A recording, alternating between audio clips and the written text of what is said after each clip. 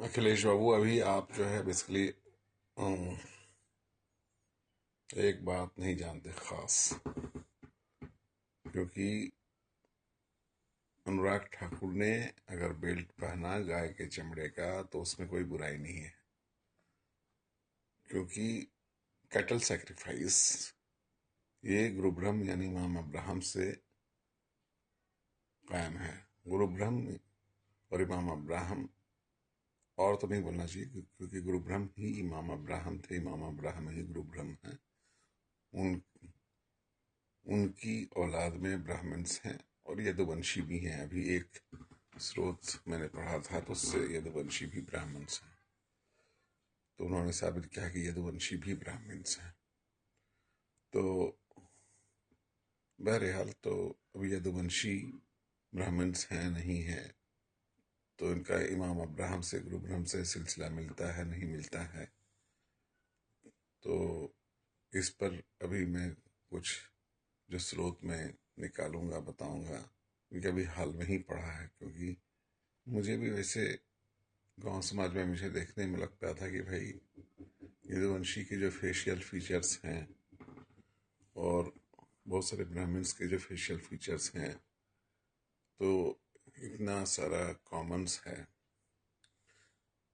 तो फिर ये सिलसिला अलग कहाँ से हुआ। तो बहरहाल मूल बात यह है कि जो ये गाय को देवी देवता, गौ माता, ये सब बोलने का चलन कब से शुरू हुआ, किसने शुरू किया, तो मुझे लगता है कि ये महावीर भक्तों ने शुरू किया है।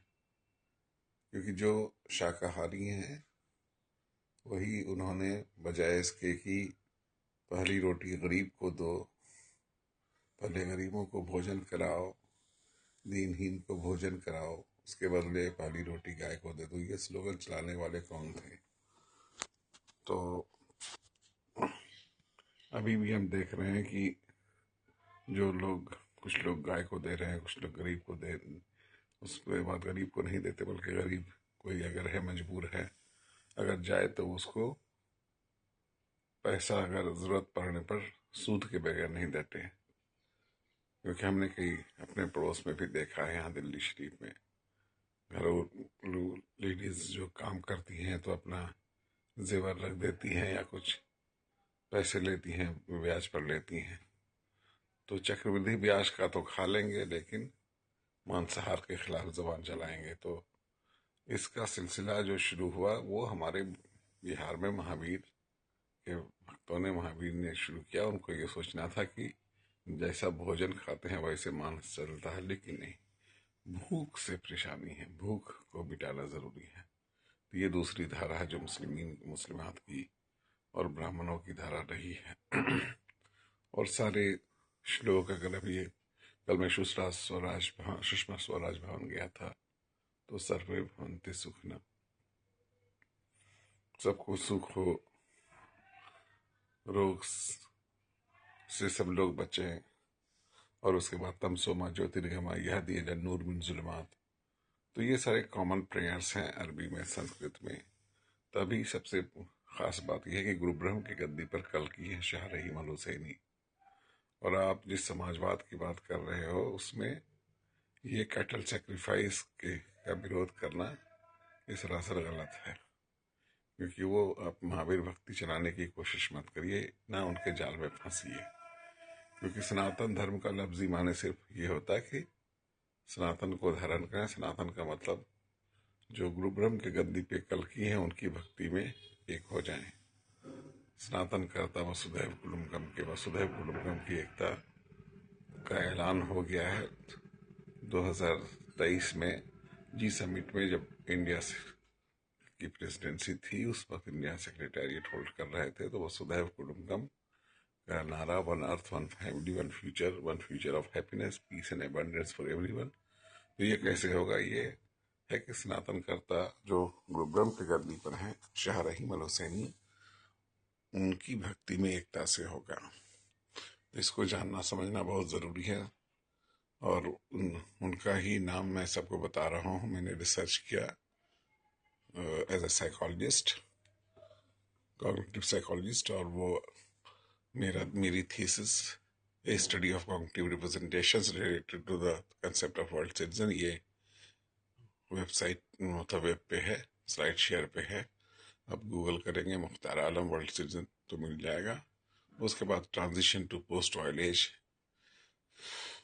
पर भी मेरा पीपीटी है, उसमें मेरी जो स्पिरिचुअल जर्नी है, कॉग्निटिव जर्नी है, उससे साफ दिख जाएगा। तो आज मैंने आपका ये जो पोस्ट, ये एक बिहार के हैं, तो क्या नाम है जो भी है, खान सर, तो उसका वीडियो आपने पोस्ट किया है, तो उसको कोई इल्म नहीं है ये सब।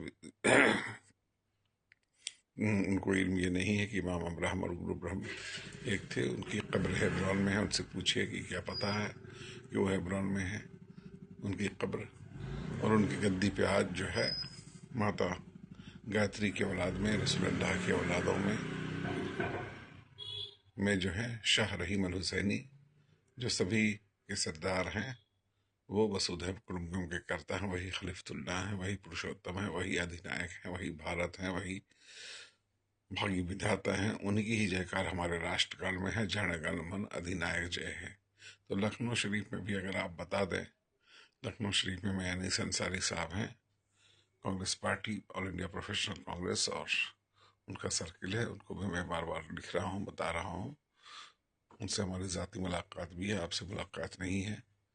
तो आप अब अगर लखनऊ शरीफ को इस बात में यूनाइट कर लीजिए कि जनगण मन अधिनायक जय है, मैं अधिनायक कौन है, भारत कौन है, भागी विधाता कौन है, तो वो शाह रहीम अल हुसैनी है, गुरु ब्रह्म के जानशीन, रसूलुल्लाह के जानशीन, इमाम हुसैन के जानशीन।